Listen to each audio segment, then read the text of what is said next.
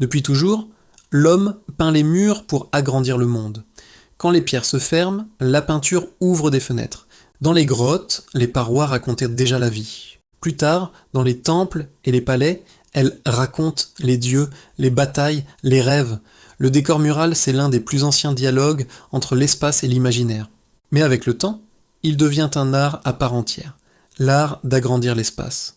On ne peint plus seulement pour décorer, mais pour transformer le lieu. Une pièce basse devient un ciel. Une alcôve devient un jardin.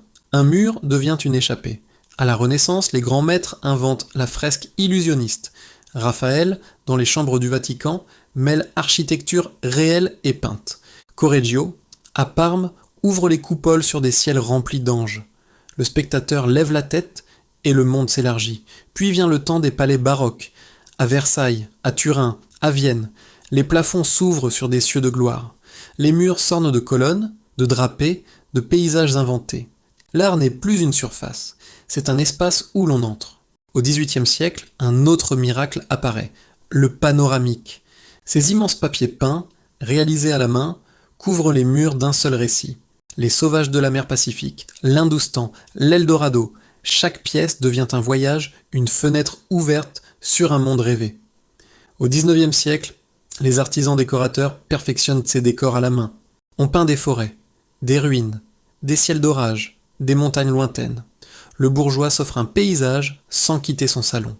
Et les peintres décorateurs deviennent des illusionnistes au service du confort et de l'évasion.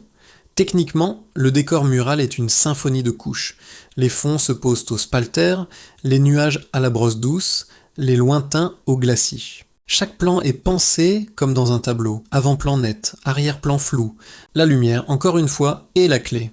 Elle guide le regard et agrandit la pièce. Aujourd'hui, cet art connaît un renouveau. Des artistes contemporains redécouvrent la fresque, la chaux, la peinture à tempera.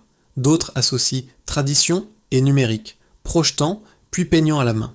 La finalité reste la même, donner à l'espace une âme. Car un mur peint n'est jamais neutre. Il raconte, il enveloppe, il transforme le lieu qu'il habite. Et si finalement, la plus belle illusion du trompe-l'œil, c'était de faire oublier le mur? Merci d'avoir suivi ces 8 épisodes sur l'art du trompe-l'œil. Abonne-toi pour de nouvelles histoires passionnantes. À très bientôt.